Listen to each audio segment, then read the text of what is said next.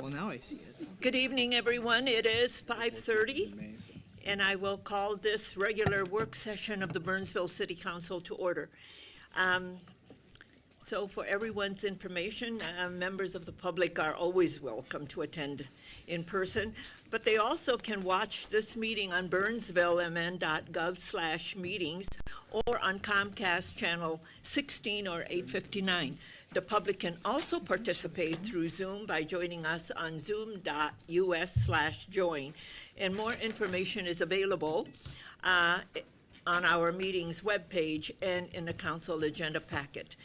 So this is a work session, and we go directly to our item on the agenda. But before we do that, let's go around the table so everybody at home and in the audience know who's sitting around the table. And we'll start with our city manager. Thank you, Mayor. Greg Lindberg, City Manager. Dan Keeley, City Council.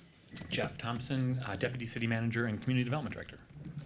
Tom Venables, IT Director. Mark Ray, Public Works Director. Mike Tracy, HR Director. Dan Tinter, Municipal Advisor with Ehlers and Associates. Elissa Ryan, Finance Director. Adam Blum, Budget Manager. Bethany Brewer, Strategic Initiatives. Jenny Rohde, Deputy City Manager and CFO.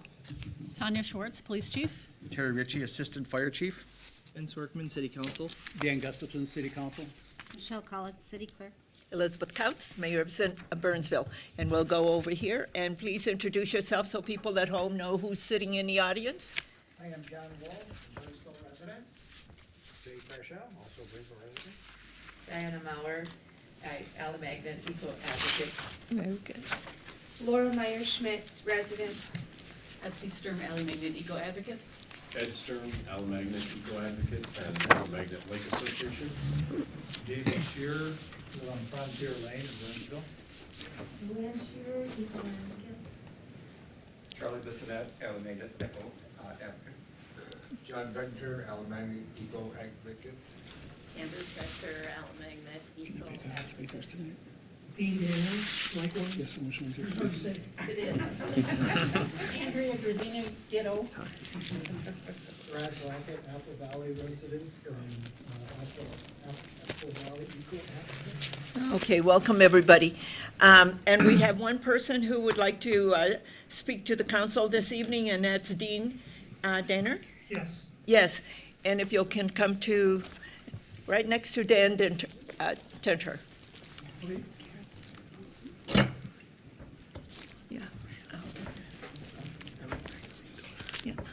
Yeah, or on the other side. Okay, thank you. Yeah, and then just give your name and address for the record. Yes, again, Dean Danner, and it's 13809 Frontier Lane in Burnsville. So I was gonna try to memorize what I wanted to say, but that's not easy anymore to memorize this, so I'm just gonna read what I had. It's, I don't wanna overlook something too easy to overlook if I try to memorize it. So, good evening, everyone. More city people here than at the normal council meetings. Well, because we're, Sure. our entire leadership team is required to be here. Okay, good to see everyone. I'll be brief. However, I do have some thoughts I'd like to share with regard to the proposed pickleball courts at Alamagnan. As mentioned, my name is Dean Danner. My wife and I, along with our adult-age son with special needs, have been Burnsville residents for about 4.5 years. We're regular visitors to Alamagnan Park, and because we also live on the lake, we're deeply concerned by anything that impacts an already impaired lake and park. And we feel that the proposed pickleball courts at Alamagnan would have an adverse environmental impact on the park and on the lake's water quality. As well, the increased park traffic, noise, heat island effect, light and plastic pollution leaves us with concerns and thoughts that there must be other better options that would both satisfy the need for the pickleball courts and also the Alamagnan Lake area residents, many of which you've heard from in previous council meetings. As a further point of introduction, I'm a retired 3M'er, having retired in June of 2022 after a 42-plus year career at 3M most of which was spent in various roles within 3M's corporate engineering organization. The last 18 years, I was a senior technical manager, and in that role, we provided project engineering service to 3M's tape manufacturing plants, both in the US and across the globe. And over that time, that group that I managed, we provided in excess of $1.5 billion worth of equipment and facilities to those 3M manufacturing plants. So I have extensive experience in project management. It's easy for me to see the parallels between the 3M projects I worked on and what we've got with our current proposed pickleball courts in Alamagnet, right? There's a clear objective to provide the pickleball courts. We've got groups or individuals that have a vested interest in the outcome of the project, and a large cost, even for 3M, something over $1 million was a large project. And then project stakeholders and decision makers, many of which I'm addressing here right now. I don't know if any of you have extensive project management experience. I'm assuming some of you probably do.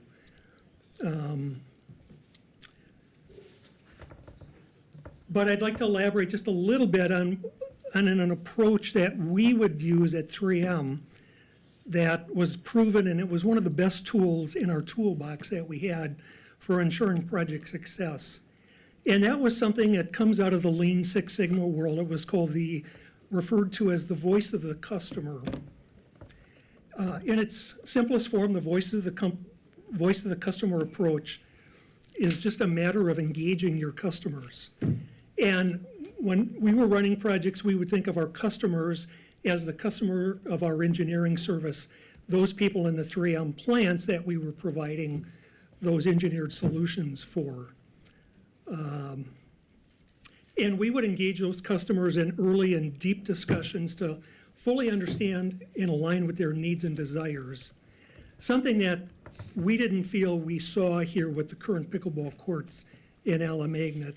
And the reason that's so critical is because knowing what the needs and desires of your customers are, would keep us, when we were running projects, from making false starts, from taking missteps, perhaps going on a design concept too early before we really fully understood what our customers or those people that had the vested interest were all about. Once we had that firm grip on what the needs were, we would still investigate multiple options, associated project costs, probability of achieving the desired financial and project outcomes before we would receive final project funding.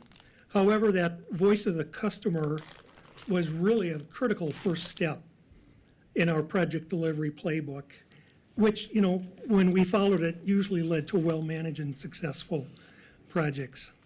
So at first, my project management experience led me to think how unfortunate it was that we weren't more deeply engaged at the beginning.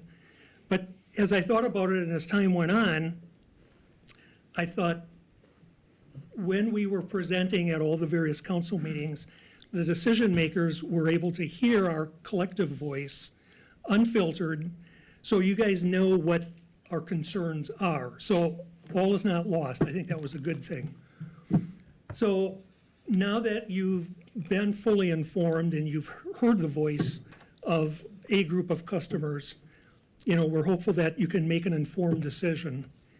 And I do believe that there's perhaps at least one more set of customers, those pickleball players, and their voice can be heard too by looking at alternate locations within Burnsville for these pickleball courts, but as well, the voice of the Alamagnet Eco Advocates Group. Hopefully you'll have heard us as well. So that was really what I wanted to just convey, so thank you for your time. Thank you so much for sharing with us. Yep. Really appreciate it. And thank you to all of you for staying engaged.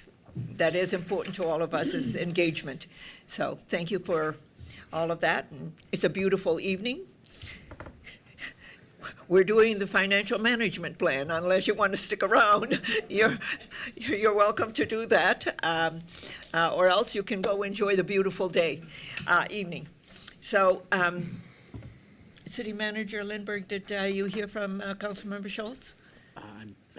You haven't? Okay, so if the clerk would just note that Councilmember Schultz is absent. Okay, very good. And the item that we have on the agenda this evening is our financial management plan update. This is the beginning of our budget work. We start in March and we move all the way down to September and December when we adopt the budget and the levy. And so Ms. Jenny Rohde, our Deputy City Manager and CFO, and Dan Tintner, our Ellers Financial Consultant, are presenting this evening. Jenny, the floor is yours. Thank you, Madam Mayor. Good evening, Madam Mayor and council members. Tonight, we're here, as you mentioned, to review the update to the financial management plan. Staff in the finance department have been working over the past month with Dan Tinter and his colleagues at Ellers to update that plan. I think this is the fourth update we've done since we've started presenting this 10-year financial management plan at this time.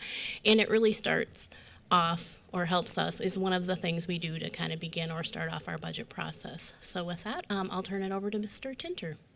But before I'm going to have you speak, Dan, I want to thank Alyssa and Adam. Alyssa, because a lot of the bulk of the work is in your domain. So thank you to our staff who do a lot of the heavy lifting at the front end. So thank you, Alyssa. Thank you, Adam, and your whole staff. Yeah. And you got a great leader in Jenny to guide you all. So Dan, the floor is yours. Well, thank you, Madam Mayor, members of the council and staff and guests.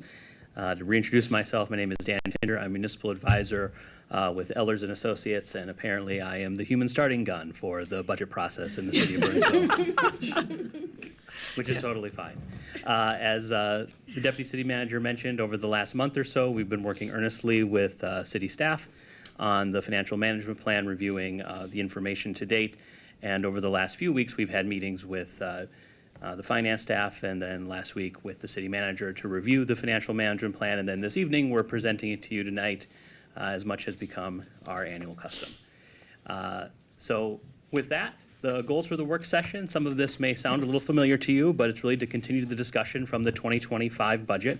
We like to stress that budgeting really is an incremental process, and it kind of never ends, much like the needs and demands of the various services and programs offered by the city change, so does the budget. We'll review the financial management plan, and we'd like to receive guidance from the City Council as we walk through the various funds. As mentioned, this is the start of the budget process, so ultimately what's discussed here tonight, both in the findings and recommendations from Ellers and then the feedback, of course, from the council or any staff present, will help inform the development of the 2026 budget and will be presented at future conversations with the council. So just as a reminder, what is a financial management plan? Really, it is a multi-year plan. As the Deputy City Manager mentioned, in the city of Burnsville, we do a 10-year projection. So we have about 3 years of actuals in the plan, a few more than that since we've been doing this one a little longer. But we look at 3 years of actuals, the preliminary 2024, or the previous year's budget, the current budget, and then the 10-year projection. So we have quite a bit of data loaded in the model to inform our assumptions. It's worth mentioning that these are really for tax-supported funds, although your model is a little bit of a hybrid in that we do look at a few of the enterprise funds, specifically the golf course, ice center, and the Ames Center. We do perform later in the year an update to the utility rate study, and that was informed some of the budgeting decisions for your water, sanitary sewer, and stormwater utilities. But that's a different study, different methodology, a little bit different process. But ultimately, we fold everything into one plan. So all of the capital, the maintenance, the staffing considerations, any previous actions or agreements of the city council, really this is where the rubber meets the road. So the council, much like the rest of your budget process, has an opportunity to appreciate all the ins and outs and trade-offs and opportunity costs that are associated with making decisions about your limited financial resources. So We do look at a number of funds over the course of the projection. The starred ones on this slide are actually the ones that we are going to discuss today. Forestry, street revolving, and the improvement construction fund are all performing well, and we ultimately have no comments or recommendations for them at this time. But we do continue to monitor them as part of the FMP process because I'm sure as the council is well aware, things can change. Funds that are performing well sometimes need a little help, and sometimes funds that need a little help ultimately start performing well. But the nice thing is the virtue of the plan and the virtue of the process is we're looking out over a 10-year period. So if we do see any obstacles, hiccups, challenges, the council and really the community assembled has quite a bit of time to make adjustments and anticipate future needs or cost pressures. As we like to talk about, the FMP, really the financial situation of the city is not built in a vacuum, nor does the city operate all on its own. You exist in a broader ecosystem of government and, of course, the broader economy. And really, we like to start every FMP with a discussion of the economic expectations. And really, this is a little bit of a shift from the past few years. The deputy city manager had mentioned that, we've been doing this now for 4 years, and the last 3 years things are looking pretty good. We feel generally okay about where the economy is at, but that has turned a little bit over the last kind of few months to about a half a year. The state performs a long-term projection that they use to inform their budget development at the state level during the legislative session, and they've actually noted that really the economic projection over the next 5 years has a reduction in long-term growth. So the expectations for statewide GDP have been adjusted down. They're still in an expansion phase, so there's no threat, at least as far as the state's economic outlook is concerned about a recession, but slowing growth. So you may recall a couple years ago we said we're growing. I think last year we said growth persists, and now we're saying that growth is starting to slow a little bit. So we're seeing the economy maybe slow a little. Inflation over the next 5 years tends to remain at or above 2%. That's above the Fed's target, so that means we probably won't see corresponding reductions in rate decreases, for the federal funds rate. And the state economic projection only has 1 in 2025. There's currently a projected budget surplus of about $456 million in the next biennium. Of course, that may sound like a lot of money, but the state's budget is in excess of $66 billion. And in the next biennium, they're actually projecting a deficit of around $6 billion. And in fact, the state has commented that they have a structural imbalance at the state level, meaning their ongoing revenues do not meet their ongoing expenditures. So that's something to keep in mind. Because of that, there's a lot of uncertainty that's currently woven into the economic model and really the economic forecast and some of the things that will ultimately impact the financial position of the city and some of your programs and projects. Of course, there are any number of geopolitical conflicts, the war in Gaza, the things happening in Ukraine, those certainly can have impacts here locally. There are disruptions related to federal agency closures and really a pullback in federal funding. And there's really quite a challenging way to figure out how that may impact the city of Burnsville. You may be aware that about 35% of the state's budget comes from federal resources. So if there is a pullback at the federal level, the state may have to plug its own holes, and then we would have to see kind of what decisions they make at the legislative level that may ultimately impact funding sources and operations and maybe even cost shifts that could occur at the local level. There are always shifts in federal fiscal and monetary policy. I already talked a little bit about interest rates, but we are aware, for example, that the House Appropriations Committees have been given targets for budget reductions, and so we'll have to see kind of how that plays out over the next handful of weeks and months. That can ultimately impact the position of the city. And then, of course, as I mentioned, legislative session is ongoing, and so we always have a keen eye to see what those negotiations at the state level look like as far as the budget, anticipating that forthcoming deficit and some of the tax policies that may, or spending decisions that may impact how they close those gaps. So my lawyer friends would say there's a lot of ins and a lot of outs. But the nice thing is the virtue of the model is we have the opportunity, if we do see something, to change some of the basic assumptions, and the council and the community can really see what are the impacts if certain resources have to be shuffled among funds, or there are changes in certain programs, or there's a need to use fund balances, for example, to backfill for grants, let's say the city was counting on, but ultimately didn't receive. So it's a long way of saying we don't know, and if I had a crystal ball, I would tell you, but unfortunately, not today. But at least we understand the disruptive environment that we find ourselves in. And if we're going to be experiencing cuts that's coming from the federal government, and it gives us an opportunity to make different decisions about how we address some of the needs for our residents in our community here in Burnsville. Madam Having Mayor. that kind of information, I would think City Manager Lindberg and CFO Deputy City Manager Rhodey, that it gives us an opportunity to look and see where are the opportunities for us. Because, yeah, we have to make sure that we have those alternative plans in place.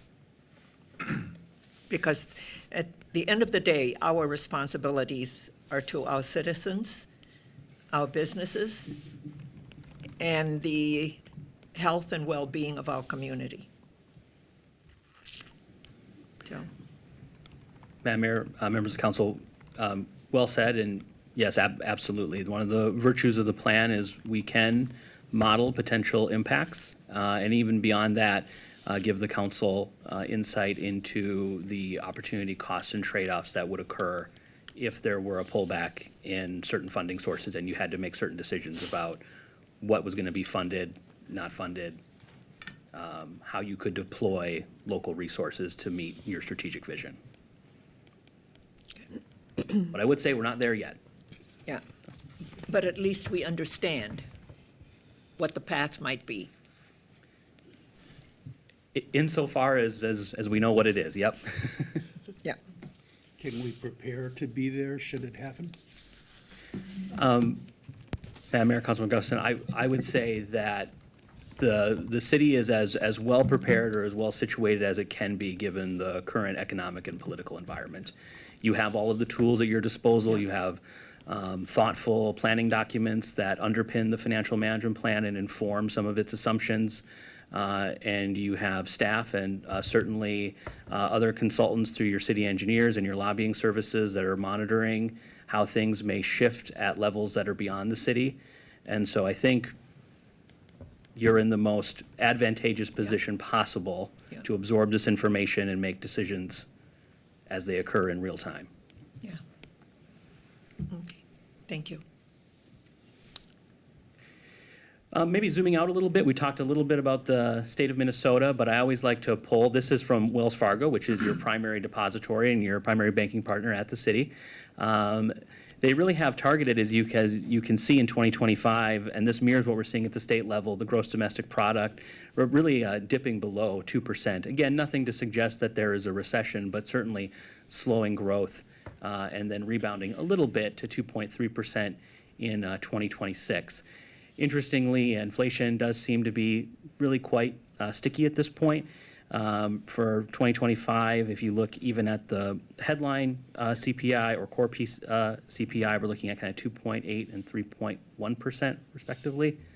And that actually persists then above that 2% level into 2026. One of the primary concerns at this point in time, I'm sure as folks paying attention to the news, are really the impact of tariffs, which really tend to be inflationary in their effect on the economy, but for if they were to push the economy into a recession. So we would generally see, given the current economic environment and the already persistent inflation that's been subsisting above the 2% Fed target, and then if you layer on some additional tariff inflationary pressure, it's not too surprising that we might see inflation remain a little higher over the next couple of years. We'll of course have to wait and see how all that actually plays out, but we're generally seeing from the economic commentary at a place like Wells Fargo to the economic projections by the state of Minnesota that inflation is really planning on being above the Fed's target of 2% for the foreseeable future. So maybe something will change, we don't know, but right now these are the assumptions that inform some of the inflationary measures that are included in the financial plan itself. So before we dive in, a few other assumptions. As you probably have heard me say a few times, if I'm sure about anything in the financial management plan, is that it's wrong. This is a snapshot in time. We're using a series of estimates and assumptions. They're based on good data here in the moment, but we're absolutely sure that in the future they will change and the model will have to change. That's part of the virtue of us presenting it every year, is that we take in new information and we change these assumptions. But there are some recommended fund balance requirements consistent with the policies adopted by the City Council. So for the general fund, that's between 40 and 50% of the subsequent year's expenditures. We do target 45%, so we try to keep you in the middle, in a little bit of a sweet spot there. The capital project funds, we use a rolling 5-year average at 35%. That's generally because capital projects tend to be episodic. They're a little lumpy. You may have a year where you spend a lot and a year where you don't spend so much and a year where you spend somewhere in the middle. And it's not uncommon to see cities go through periods of saving and spending. So we like to smooth that out a little bit, understanding your capital projects may move around in terms of what the actual capital outlays look like. Enterprise funds, we're not going to talk about them too much, but we tend to use 6 months of operating expenses. And then this is perhaps most important for your capital project funds. All of the models are designed to fund their respective capital improvement plans. So at Ellers, we don't necessarily make recommendations about what you should or shouldn't do as far as your capital projects are concerned. We ask you for the capital plan, and then we try to describe the revenue requirements that are needed to meet that plan. Now, in some of the interaction with staff or perhaps the council, there may be opportunity to change the plan. They may say, you know, that doesn't, we don't want to do that. We want to move something around. That can certainly happen. But generally, much like we've talked about with your strategic vision, we try to design the revenue portion of the plan to meet that. The one thing I would note is that the plan at this point in time excludes any planned carry forward amounts. This is actually consistent with the model from the previous years, but I'd like to draw special attention to it because as a part of this budget, which if I recall correctly was kicked off last week, there is going to be special attention paid to some of these carry forward amounts and making sure that the budget authority that is preserved from previous budget cycles, if it's not needed, that it's actually surrendered back to the budget process. And that's because if you have too generous of carryovers, if you're carrying over additional budget authority, that makes your budget a bit more conservative, but it also crowds out monies that could be used for other capital projects. So oftentimes we'll encounter situations where perhaps there's a carryover that's in the budget for 2 or 3 years, and then the question really ends up being, well, do you really need that budget authority still? Can it be surrendered so that those monies can be reallocated for other capital projects?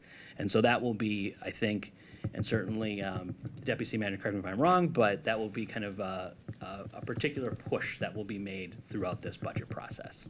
So something to keep in mind, and I think as the council is well aware, is it's not uncommon every budget year for the staff and the council to perhaps take a longer, harder look at one section of the budget as you identify certain issues or challenges that occur throughout the year or the budget development process. A few other things to note: we've added full-time equivalents per the recent organizational analysis. I know there was a recent update, so we make sure that all those FTEs are included and that the lead the market compensation strategy is also reflected in your personnel service costs. New development is built in through 2026, and then we're modeling about 2% thereafter. And then right now we're modeling about a 2.5% increase in revenues, and as I mentioned with the inflationary costs, about 3.5% increase in expenditures over the 10-year window. You may ask yourself, looking at this, you're like, well, you're modeling that the revenues are going to be less and the expenditures are going to be more. I assure you that is by design. The plan is designed to be small c conservative.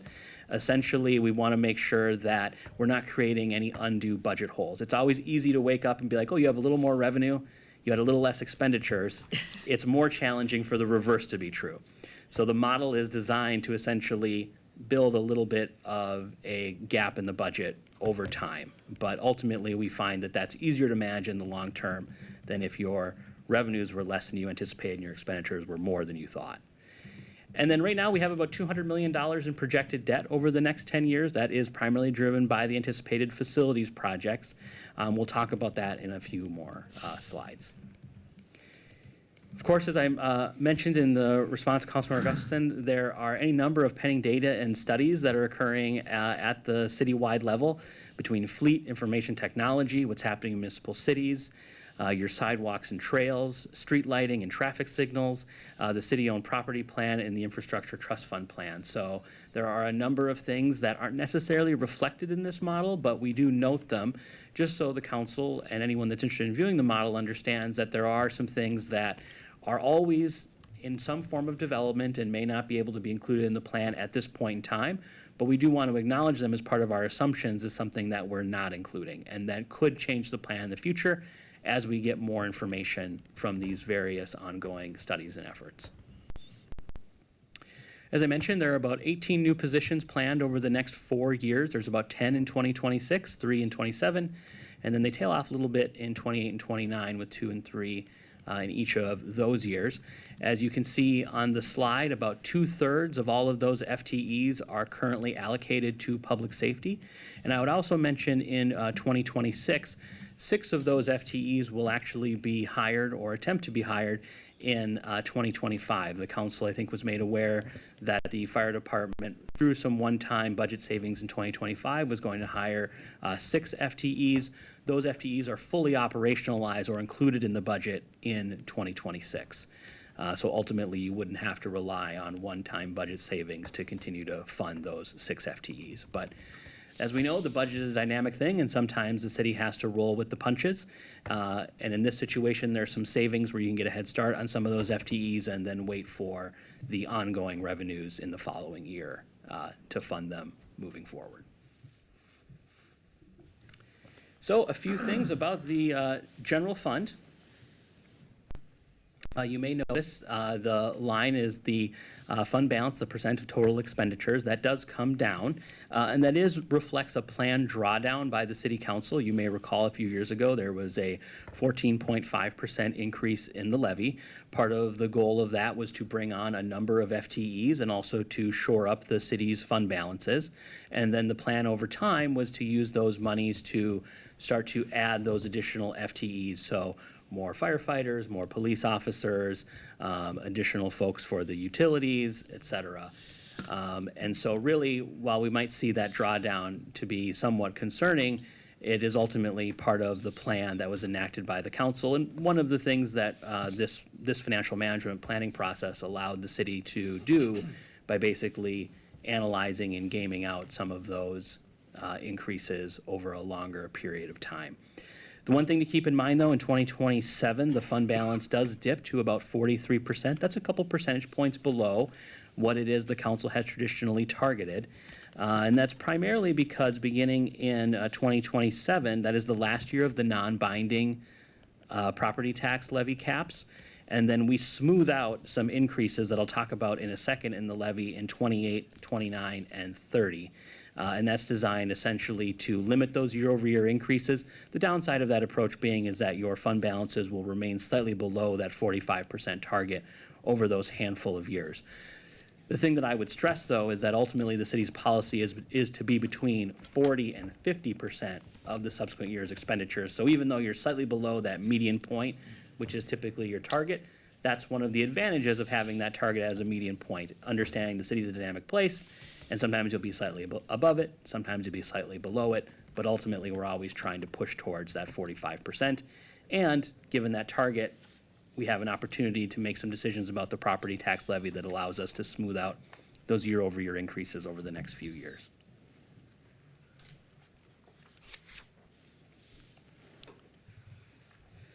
So as I mentioned, currently the plan includes those non-binding annual levy changes. You can see them in 26 and 27 and 28 at around those 7%. And then right now in 2029, when those non-binding increases roll off of the plan, we are currently modeling about a 5.5% increase in the levy, followed by 3.2 and then 3%.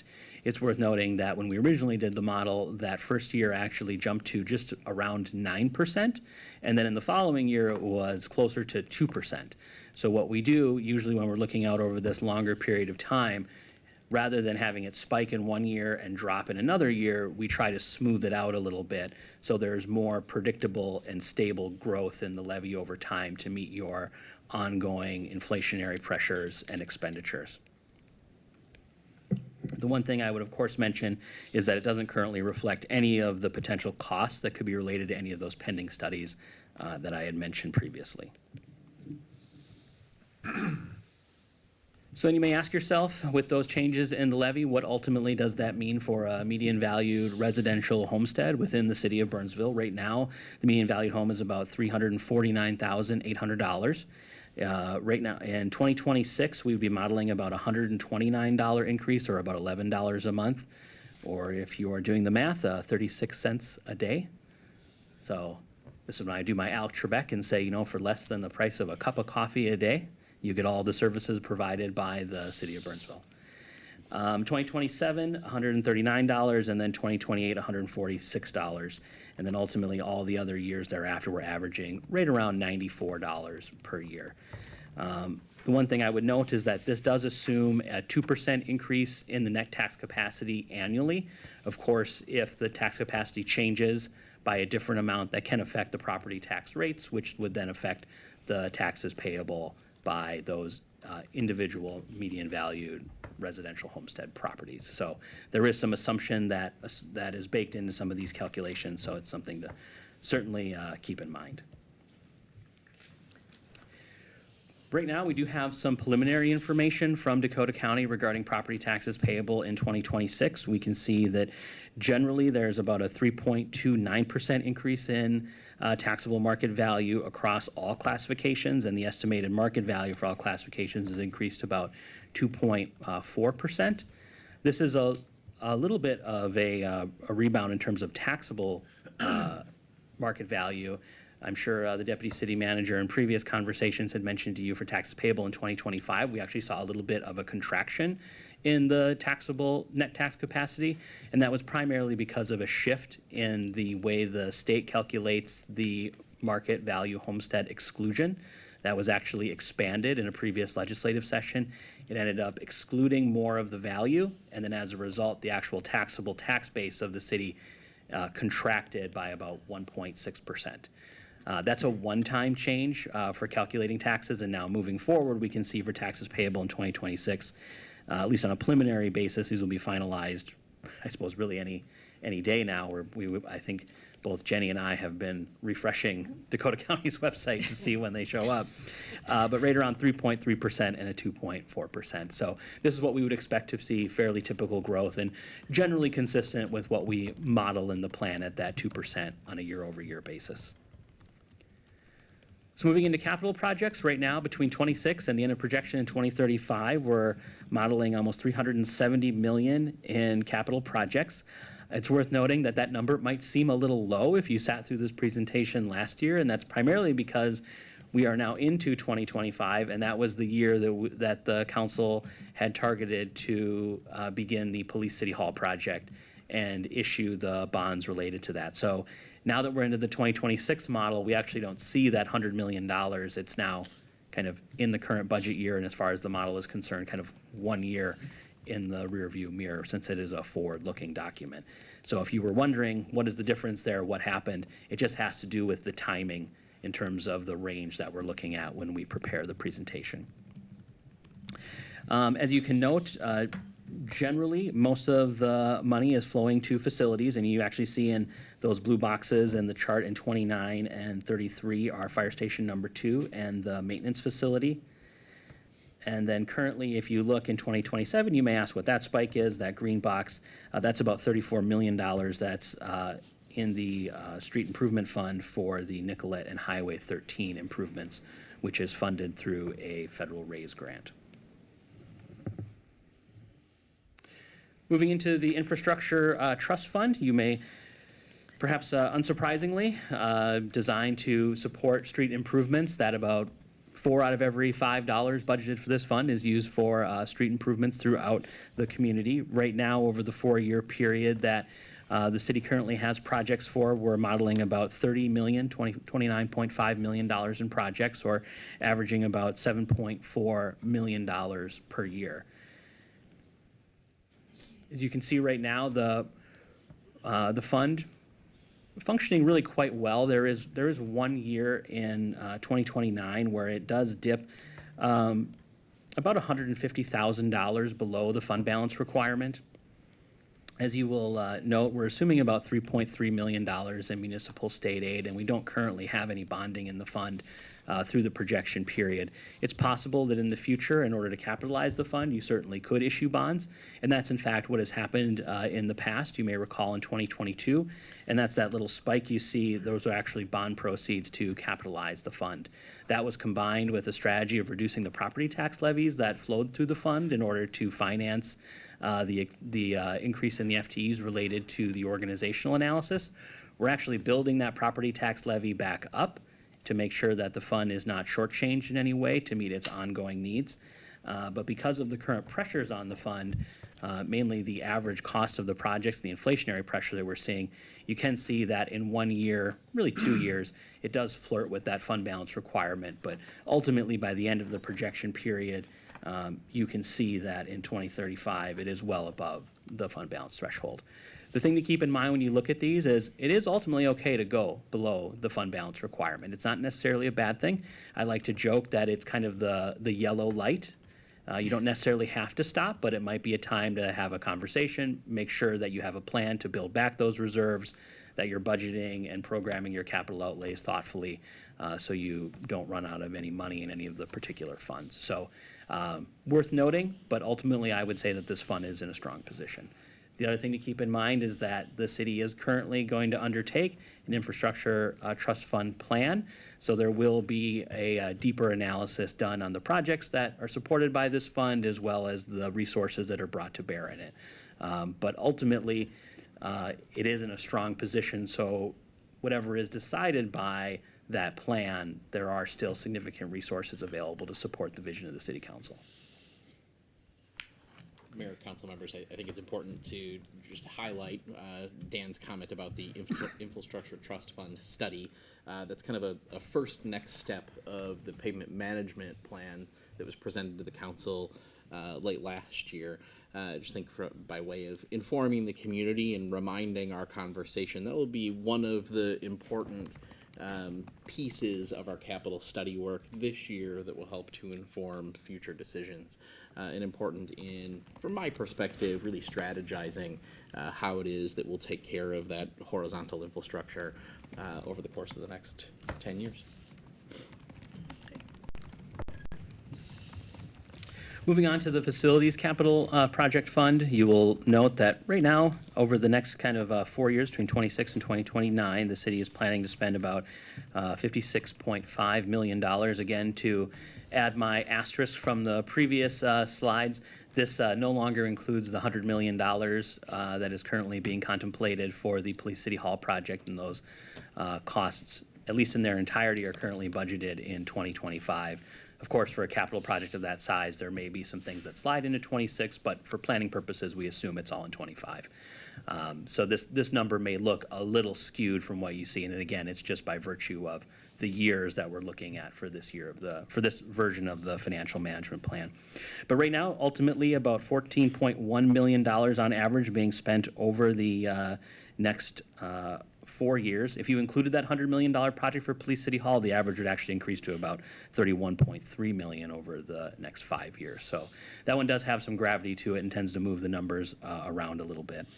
As you can note, though, over the next handful of years, really, it is the fire stations that make up the majority of the facilities fund outlays, and that's based on direction from the City Council at previous meetings where you established the timing and really the projects that would occur for the next phase of the facilities project. So it was Police City Hall, followed by Fire Station number 2, and then the maintenance facility 4 years after that. And so you can see, consistent with your direction, as I mentioned at the beginning, we try to model in all of the things you've already talked about and decided as far as the financial future of the organization is concerned. And so you can see almost $31 million planned for fire station improvements over the next 4 years. And then looking at facilities really over the long term, this does include the 2025 year that I had discussed. There is anticipated bonding in 25 of $100 million for Police City Hall. I would note that we are currently having some conversations with staff here in the near future about what the timing and structure of those bond issues will look like. The council is set to call for sale for these bonds next month. And so, as I mentioned, right now, we do model $100 million for the purposes of the financial management plan. But it's possible that the $100 million could be split into 2 series of bonds, bonded all at once, some portion of it done first and done second. There's a few different ways. When you get into bonding amounts of kind of this size, there are certainly some strategies the city can undertake in order to maximize the efficiency of the financing. And so we're having those discussions now. And of course, the council will have an opportunity to review those assumptions at your meetings in April when you would ultimately call for the sale of bonds. So that's really a long way of saying more to come on that one. 2029, $30 million for fire station number 2, and then 2033, $80 million for the maintenance facility.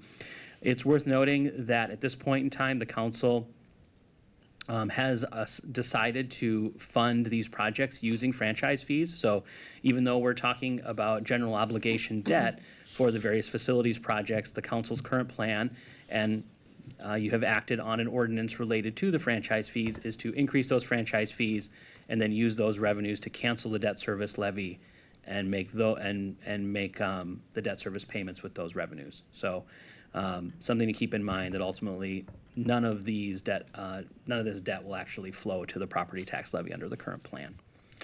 You may notice in 2029, the fund does take a little bit of a dip, and that's when the fire station project will occur. The plan currently models the city using some fund balance in that year to not borrow the total cost of the fire station number 2 project. You may recall from some previous discussions, we had talked about what to do with some of the excess fund balances as a result of the increase in the franchise fees.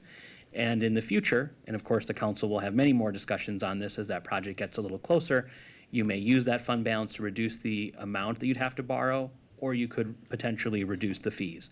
What we're showing here is really using the fund balance. Of course, that's just for purposes of modeling. The council can always make a different decision when that project gets a little closer. And then you can see there's a little bit of a plateau in 2033 and 2034. That's for the maintenance facility. But ultimately in 2026, there is about $26 million in the fund. And that's really about $8 million above what we would think you would need in the fund in order to cash flow the debt service that would be related to the facilities project. So again, much like the infrastructure trust fund, you're doing a lot of projects.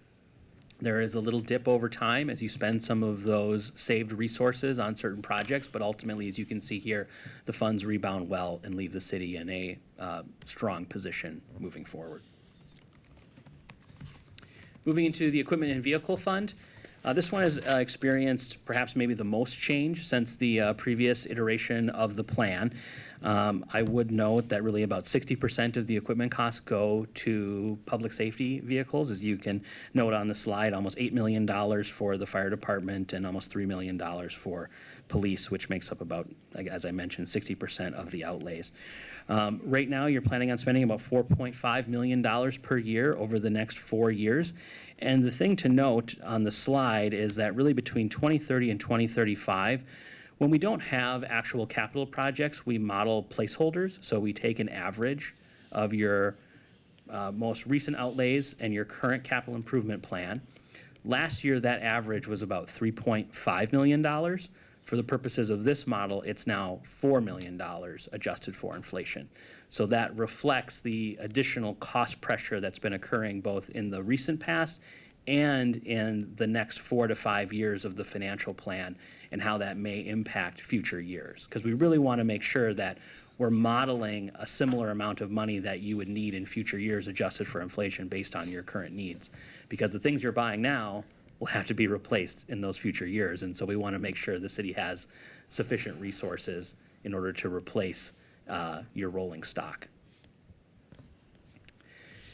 So as you can really see in the fund right now, we are planning and recommending 3% increases in the levy in 26 and 27 to be consistent with those non-binding caps. But then in 28 through 35, we're actually proposing a 6% increase in this property tax levy to respond to those cost pressures. Additionally, there is bonding planned for this fund. You may recall in previous iterations of the plan, bonding was in, and then bonding was out, and now bonding is back in, reflecting the cost pressures that really exist on the fund over time as we look at it year over year. $1.4 million in 26 for a rescue pumper and an ambulance, $1.1 we'll call it 1.2 million in '27 for a loader and a Class 7 truck, $1 million for an ambulance and a dump truck, and $2.3 million for an ambulance and a fire engine in 2029. In fact, in 2022, the city also bonded for a fire rescue vehicle. And there was bonding included, as I mentioned, but you may recall in 2023, there was a one-time appropriation from the state legislature for about $2.8 million in public safety aid that was allocated to this fund for capital needs, and that essentially relieved the requirement for the city having to bond over the last 2 years. But now we see kind of that money has been allocated and will be used in the plan, a return to borrowing. The other thing to keep in mind here, and I did mention the carryovers at the beginning, this fund actually has the largest carryover balance of any of the funds at right around $3.5 million. And so the city, and as the deputy city manager confirmed earlier, is going to take a much longer look at those carryovers. Because if those carryovers are accurate, then this fund essentially would have less money than what is currently projected here. The thing that I would stress more than anything is that in these out years, as you see the fund balance decrease and get closer to that fund balance requirement, it's probably likely that this fund would need to issue additional debt to support those capital projects. The nice thing is, as you issue more debt, you will have the opportunity for those equipment certificates to roll off and then issue new equipment certificates. So essentially they can revolve over time as you bring more debt online, and then as it comes off, you would reissue the certificates. So that's a very similar function to what you see in your improvement construction fund with your street projects, or in your utility funds for your horizontal infrastructure improvements, where the debt kind of cycles over time, and you're able to use it successfully to kind of manage the fund, manage tax rates, and actually procure what you need exactly when you need it. So it's not necessarily a bad thing. It's just something to keep in mind, and it's a little bit of a shift from what we've talked about in the past. But it generally reflects the needs that the city has for equipment and the cost pressures that we're seeing in the fund itself. I'll tell any of you here, if you can figure out a way to make a cheap fire truck, I'll quit my job and go into business with you immediately, because we can make a killing.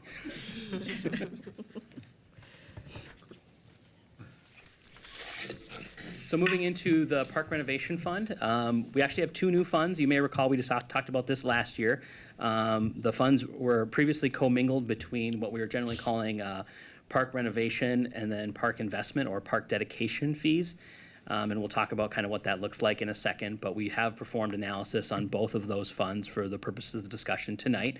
There are about 7.7, we'll call that $8 million in capital improvements between 26 and 29, and that averages right around $2 million, $1.9 million per year.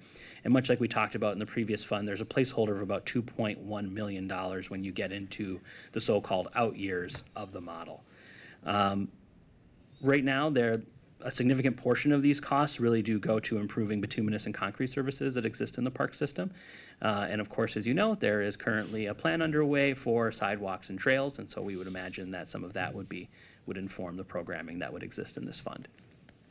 When we look at the Park Renovation Fund, really over the next 10 years, we are recommending a 3% annual increase in the property tax that is dedicated to this fund. You may notice, as I mentioned, since there are new funds, those blue columns go away for those park dedication balances. We used to track them, so the council would generally know what was available for each purpose. But ultimately, those monies were moved into a separate fund. The thing to note is that the park renovation funds are really funded by property taxes, and as such, they can be used for any allowable public purpose. So these can be used for any capital project related to parks. That's not true of the other fund that we'll talk about in a second. And then right now, unlike what we talked about with the equipment and vehicle fund, the facilities fund, there's actually no bonding currently planned for this fund. Moving into park investment, as mentioned, it's new in 2024. It's only for park dedication fees, and it's worth noting that they can only be used for the acquisition, development, improvement of parks, recreational facilities, playgrounds, trails, wetlands, open spaces. that are an improved park system master plan. They cannot be used for any operations, deferred maintenance of parks, recreational facilities, playgrounds, trails, wetlands, or open spaces. And that really was the motivation for segregating these funds in order to meet really the legal compliance related to the restrictions on this funding source. Ultimately, you do have some projects planned in the 26 to 29 window for park improvements, technology and security, and the trail system, and we have included a placeholder of about $200,000 per year. And much like we've talked about in previous slides, we are inflating costs by about 3% annually. So ultimately, you're spending right around $250,000 per year from this fund. As noted, the fund was created in 2024, so you can see the transfer in, which was right around $5 million from the park renovation fund, and then there was also significant park dedication fees that were paid in 2024 as well, right around $1.2 million. So ultimately, the fund is well capitalized given the current capital improvement plan. And as you can see, over the duration of the projection period, it tends to remain quite stable. It decreases a little bit each year. That's primarily because, as noted on the slide, we're assuming that you're spending about $250,000 on average, and we don't necessarily know what park dedication fees will be in a future year, since they really are a function of development that occurs in the community and development that's actually eligible to pay a park dedication fee. So we've modeled $100,000, and that's really based on what we've seen historically. You're going to get something, we don't actually know what, but ultimately we wanted to make sure that there was a proxy included in the model. The other thing to keep in mind, as I mentioned with the Park Renovation Fund, there is currently no bonding contemplated for this project, for these projects. Moving into the IT Capital Fund, you may notice the rather large drop from 25 to 29. That is really related to, as the slide says, $2.8 million, almost $3 million for enterprise resource planning system in 2025.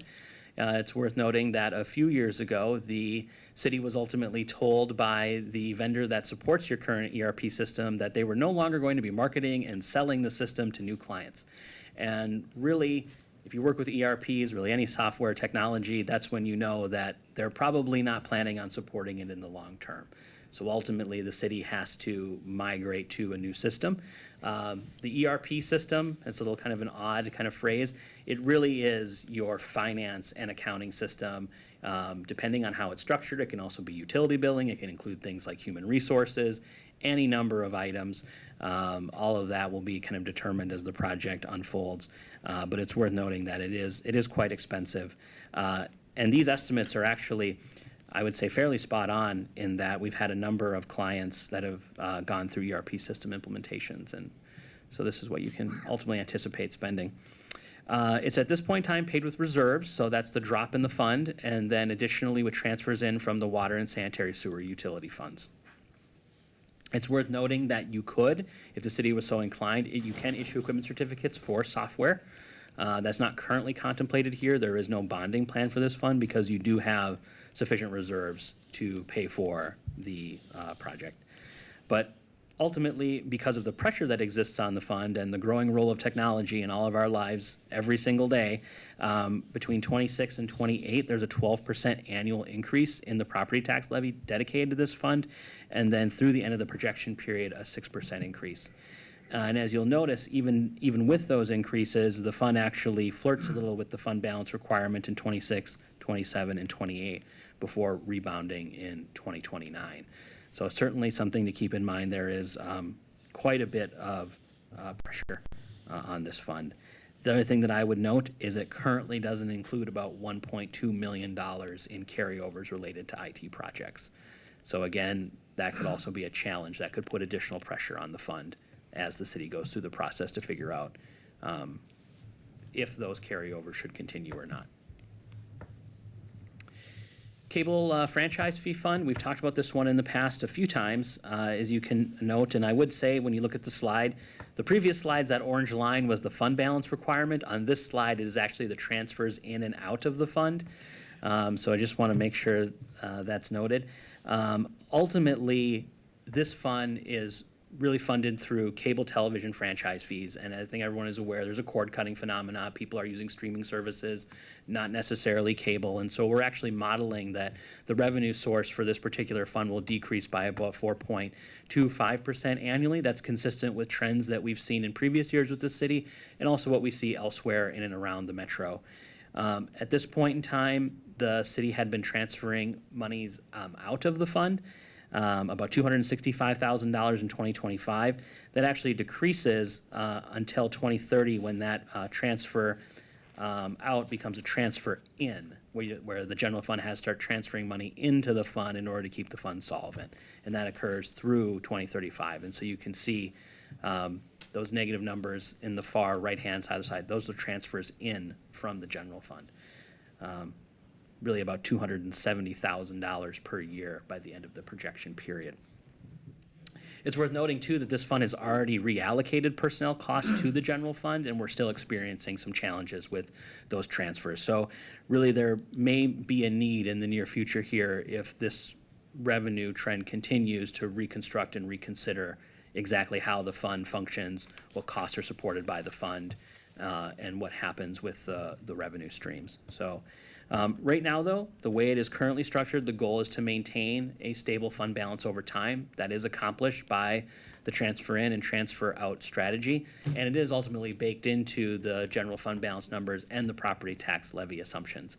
The other thing that I would stress is that sometimes when we look at these graphs and charts, they can look a little stark, but if we look at the access, the amount of money that flows in and out of this fund relative to the city's overall budget is not significant. It really is quite a moderate amount of money. I don't want to minimize, several $100,000 a year, but given the financial size of the organization, it's not as dire as perhaps the chart would suggest when we look at the scale of the figures. But certainly something that will have to be addressed over time, but something I think the city can definitely manage within its current resource constraints. Moving into the enterprise fund, starting off with the ice arena. So the operating revenues currently cover the operating costs. I would stress that is excluding depreciation, but it's ultimately a good thing. We don't see many ice arenas in and around the metro that actually cover their operating costs, excluding depreciation. So that's ultimately a good thing. Because of that, we're still recommending a 3% increase in the fees year over year to make sure it remains in that position. But the thing to keep in mind is that it still needs to fund some of its capital activities. And so since it's not really supporting its depreciation, really that means it's not cash flowing the money that it needs for its deferred maintenance and capital outlays in future years. And you can see that reflected in the amount of money that is dedicated from the facilities fund to the ice arena. So even though this fund is going to pay for about $600,000 capital projects over the next 10 years from its own resources, it's actually going to get another $2 million from the facilities fund over the next handful of years to support its ongoing needs. So while it's certainly funding its operations, and that's ultimately a good thing, it does need additional resources from other funds and other funding sources available to the city. And then moving into the Ames Center, slightly different than what we see at the ice arena. Currently, the operating revenues do not cover the operating costs. And because of that, we're assuming a 5% increase in the fees year over year. And we'd also note that the model assumes that the naming rights will decrease from about $165,000 currently to $50,000 in 2029. So that puts a little more financial pressure on the fund itself. It does have about $2 million in capital projects planned for the fund. But much like the Ice Arena Fund, it does receive significant assistance from the Facilities Fund, really about $4.3 million over the next handful of years.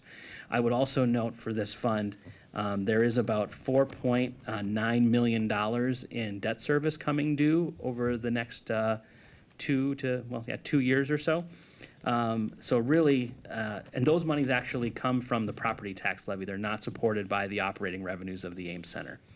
So between the support it gets from the facility fund and the support it gets from the property tax levy, that's about $9.2 million between now and 2029 that will come from other revenue sources to support the needs of the Ames Center. So there, There may be some things that have to change in the fund in the near future. It's worth noting that the operating revenues net of depreciation actually start to exceed operating costs in 2031. And then you can see it does rebound by the end of the projection period and ultimately meets its target working capital minimum. But again, I would stress that is really a function of the fact that the facilities fund and the property tax levy are providing significant resources to the facility. Dan? Could you remind us when the original bond debt will be retired for the Ames Center? Madam Mayor, members of the council, so the last payment on the Ames Center debt will be in 2027. And what is it costing us annually? I would have to look at the debt service schedule to know the exact number, but the Ames Center debt is structured so that much of the principal is backloaded. So if I recall correctly, and I'm giving Jenny the side eye here, I think it's north of $1 million a year for the last handful of payments. Yeah. And it is 2027 that it will be retired. It sticks in my head. So at the end of that payment structure, how will we handle the $1 million that we've had to put in for the last 20 years? That debt service, how will that be then addressed within our budget? So, Mayor, members of the council, at this point in time, it is simply absorbed by other needs in the community. So we're not reprogramming it for any particular purpose. It essentially goes away, and then the levy assumptions are baked into the model based on the needs of the community. So it'll have a net reduction effect or softening effect on the levy, but obviously there's constant cost drivers that we deal with every year. That million gets repurposed, but it's sort of dissolved into the levy projection, right?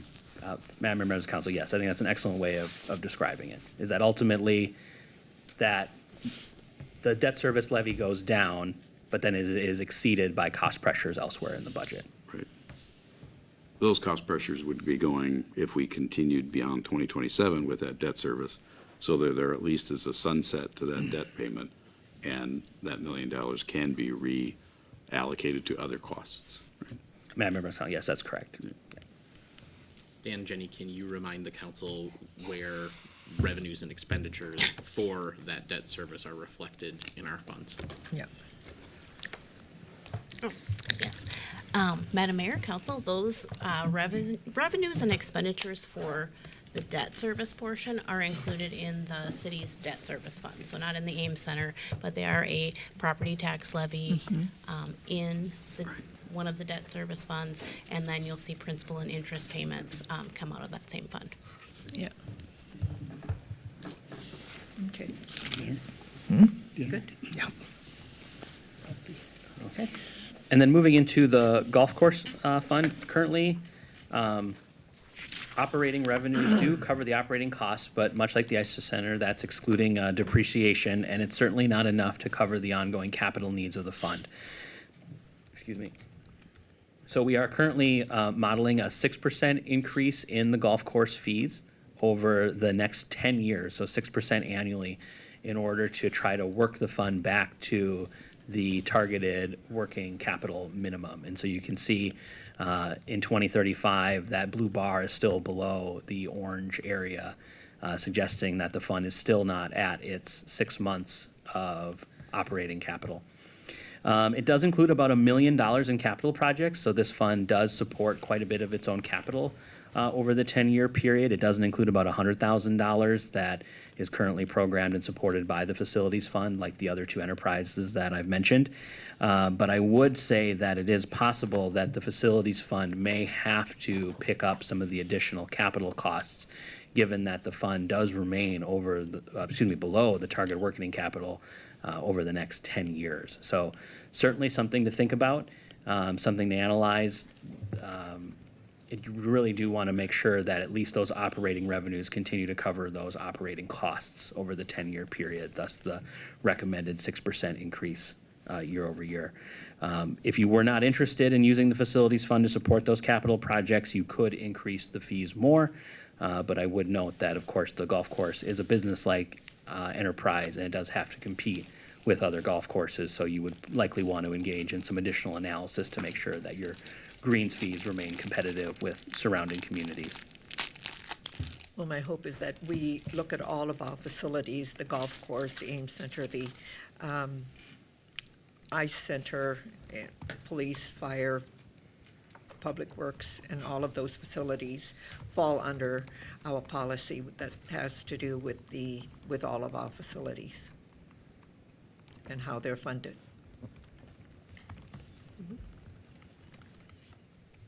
Moving on to the EDA fund. So this fund, as the council may recall from previous years, the city council made an active decision to start accruing fund balances in order to make more active decisions regarding certain economic development opportunities that may occur in the community. So the property tax levy over a series of years has been stepped up to the statutory maximum, or just the amount that's allowed under state law. For 2025, the last kind of step before the statutory maximum was 1.5 million. And then in 2026, that's when the city will be at the statutory maximum, which will be between 1.7 and 1.8 million dollars. You can note on the slide that really the fund balances do increase over that time to just above $20 million over the end of the planning period in 2034. The other thing I would note is it currently doesn't include any additional program activities. So if the council or the EDA were to decide to institute new programs, like revolving loan funds or grant programs or things of that nature, that would reduce the amount of money available in this fund. But currently the fund does support about $471,000 on average in operating costs over the 10-year period, and is still accruing a balance over that time. So it's in a strong position and ultimately doing what the council opted to do a handful of years ago. Potential bonding, we've talked about some of this in kind of drips over the individual slides, but you can see in 2025, there's about $103 million, most of that coming in the form of the capital improvement plan bonds related to the Police City Hall project. And then in 2029, in the purple box, you would note that there's about $34 million, again, most of that coming from the facilities plan in the form of bonds related to Fire Station number 2. And then in 2033 is when we have the kind of third large tranche of bonding, and that's about $80 million related to the maintenance facility. I would note, and I think as the council's been advised in the past, the maintenance facility project, certainly may change over time, and that number may move around a little bit. It's obviously the better part of 10 years away from now. But again, the model is designed to anticipate kind of known and estimated costs and give the council kind of a sense of the order of magnitude that would occur as you're making financial decisions related to the community. Really outside of those facilities projects, I think it's fair to say, and especially from my perspective at Ellers, that the borrowing of the city is really quite modest. The facilities projects are major initiatives. The borrowing is significant, of course. But when you look beyond those projects, the debt that's being managed by the city, even when we talk about those additional equipment certificates, is being managed well and is, I would say, less on average than what we see in other communities. So certainly something to keep in mind when we're thinking about some of those other projects.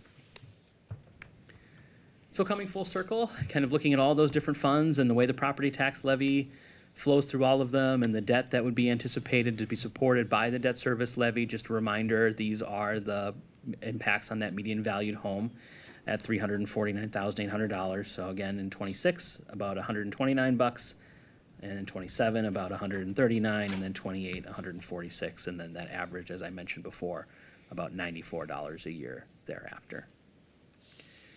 So just a few items to conclude on. Really, the FMP responds to the strategic direction provided by the City Council. As mentioned, there's been a lot of planning and a lot of discussion around the needs and strategic vision for the community, and ultimately the financial resources that are reflected in the plan support that vision.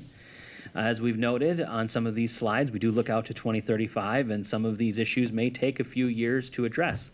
Some of them may have been a few years in the making, and you sometimes can't turn these funds on a dime. I suppose pun intended there. And really the biggest impact when we look at the fund primarily related to facilities and those non-binding property tax levy caps is in 25 through 27. So that's pretty typical.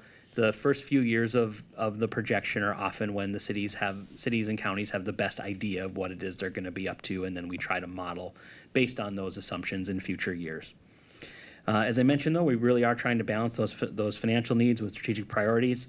And there is really limited property tax supported debt in the financial management plan based on the decision the council made to support the facilities debt using franchise fees. So the property tax levy has saved quite a bit of debt service based on those decisions. And I'm sure I've said this many, many times in many places, and I'll say it again, you need to monitor the balances of the funds over time, which is part of the reason that we do this once a year. And the city, of course, monitors them throughout its own budget cycle and actively throughout any given budget year. And in case you were wondering, it turns out that giraffes have patterns on them based on where they're from in Africa. Fun fact for you, a little bit of bar trivia. I didn't know that. Learned something new? That's good. I'm not So- sleeping tonight. There you go. So with that, I would be happy to answer any questions the council has about the plan, the process to date, any of the individual funds, or any of the neat things happening with giraffes in Africa. Okay. Members of the council, any questions for Dan? I don't have any questions. I'm just glad you're keeping an eye on what the federal government's up to. Mr. Mayor, members of the councils, we're doing our best. Dan, thank you as always. You take a lot of complicated stuff and make it easy to digest, and I appreciate that. If this was your first time sitting in on one of these meetings, you saw a lot of large numbers. That might be a little bit jarring, but overall, you'd say we're doing well in Burnsville. This isn't unique, our situation, to Burnsville compared to other cities. Things are going kind of as anticipated. Madam Mayor, members of the council, Councilmember Workman, I would say yes. That generally, cities are always in a perpetual stage of development. Different communities are doing different things at different times. And we often find that some communities maybe did their big projects last year, maybe they're doing them next year. And I think that, Burnsville's development and the way that you're handling these projects are occurring kind of in normal order at the typical cadence and in the amounts that I would expect from my vantage point at Ellers. Thank you. Okay. Dan Kay? Looks good. I have my questions answered in the presentation. Thanks. Yeah, thank you. One of the things that I am very grateful about is that we're always, as Vince said, they look like large numbers that we're dealing with, and we are. But it's not something that just happens. We've been talking about it, we've been planning for it, and we have been intentional about all of this. So it's not something that, okay, we're going to be doing this without any intentionality about how we're going to address it.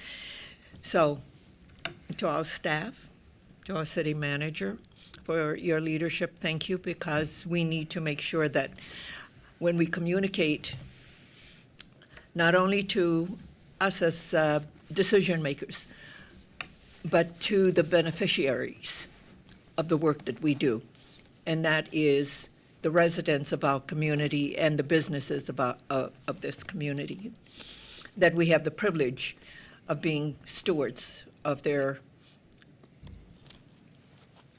treasures, their wealth. So, yeah, it looks like large numbers, but I'm sitting here 30 years and I look at all the large numbers that we've dealt with, I think like 13 and 5. And all of the road constructions. Today you talked about an average of $7 million a year to do road constructions to make sure that our residents have a smooth pavement to drive on. And how we take care of the community, whether it is in the summertime or in the wintertime. So thank you for all of that. But it's no different than having a house, and you have to take care of all of the different things in your house, whether that's the infrastructure within your house, the heating system, the cooling system, the water system, all of that. That's what we're dealing with, only in a bigger scale. So thank you. And I think what you presented tonight tells the story of the last 4 years, but it also tells a bigger story about how this city had continued to develop since its incorporation. So thank you. We have work to do, and we'll continue to commit to our residents that we will do that. And yes, there was a time when we slowed down and we didn't have the right people in place, but we have that now since we put in place our organizational analysis, and we know what we need to do, and that's why you see the amount of people that we're putting in, because we didn't for a long time. But I think we're on the right track moving forward, so thank you so much. And now, Jenny, do you have our schedule for every one of these budget meetings now that we're moving forward? Because I know you have a plan for us from now to September and September to December. Correct, yes, we do. I don't have it in front of me at the moment, but yep, we do have meetings scheduled out July, August, September, as that's the bulk of our discussions on the budget, with the July budget work session starting off with capital. So certainly there are more discussions and department presentations as well. So staff is all doing a lot of work, as we had our CIP kickoff last Monday, the 17th, and I believe April 14th is our operating budget kickoff, so more to come. Okay. And Tanya and Mike, are we getting you all staffed up? Tanya? Mike? Working on it. Yeah. And then I know, Terry, I know it always goes back to Mike, but Yes, we're actively working on it also. okay, yeah, good, Elizabeth? yeah. Noted that we treat our invited guests and consultants really well, as Dan has his own nameplate, but our current fire chief assistant fire chief sitting in for BJ does not have a nameplate. And who is in charge of that? Bethany? Sorry, Beth, was not meant to do that. Just to have a little fun with the fact that Dan has been here so much over the last few years that we made a nameplate for him. It has the wrong title on it, though. Yeah, Dan has a nameplate, and Terry doesn't. Dan deserves one. You don't want to come every month to these meetings? I will. Do our budget Right. talks. Elizabeth? Yeah. Just want to say something. Actually, to the Alamagna group, thanks for sitting through this. It's quite often we have these budget meetings and we don't have citizens here. It's nice to have you guys in the room to kind of see what we're doing and, why we're doing it, so thanks for attending tonight. Look at that, Dan, you got a nice compliment. The presentation was very informational. Yeah, I guess. well, it's, to us, I enjoy it, but, some people, when I ask, have you sat through some of our meetings, they say, not unless I want to go to sleep. Right. I'll repeat the story. I'm out door knocking years ago, and the woman answered the door, and we talked a little bit, and I said, do you watch our meeting? She goes, oh yeah, I do. Once in a while I have insomnia, and I get up in the middle of the night, and I turn it on, and it puts me right back to sleep. I went, that's exciting, thank you. Yeah, so it's exciting to us, and it's nice to see that you stayed. I was happy to see that you stayed, and you see the breadth of the material that we have to deal with. So, thank you. Yes, please, Dave. I just want to make a comment on what Dean spoke about at the beginning of tonight's Yes. session. That, as I sit here and listen to all this budget stuff, there's a real focus on taking care of your department, but every department has customers. Customers are the taxpayers. and I look at the tax increases that are coming down the road, and I'm trying to justify in my mind, and this has helped, why we're seeing these large tax increases. And it does concern me, because I think oftentimes organizations forget who their customer is. I was president and CEO of a corporation, and my customer was the stockholders and my employees. My employees, they had a different group of customers, but everybody, I don't care where you work, what job you have a customer. And I see all the time, people forget who their customer is. You know, they're focused on their own little job or what they're doing, they're not focused on the customer. If you're not focused on the customer, in our case, the taxpayers in the city of Burnsville, all this kind of falls apart. Yeah, thank you. You know, one of the things that's important to us is engagement with our residents, our customers. But I don't see our residents as customers. I see them as part of who we are and that we have a responsibility to our residents, who are, you can call them customers, or because customers is a business transaction to me, and residents are part of our community. And we're here, and we talk about it all the time. We're here to be of service to you. We're public servants. Well, that's what I vote for, yes. Stakeholders. You do a good job. Yeah, and we're here to serve you, and that's what we do. Yeah. Anything else, everyone? Well, thank you very much. And there are no other items to come before us this evening, and we stand adjourned by acclamation. Thank you, everybody.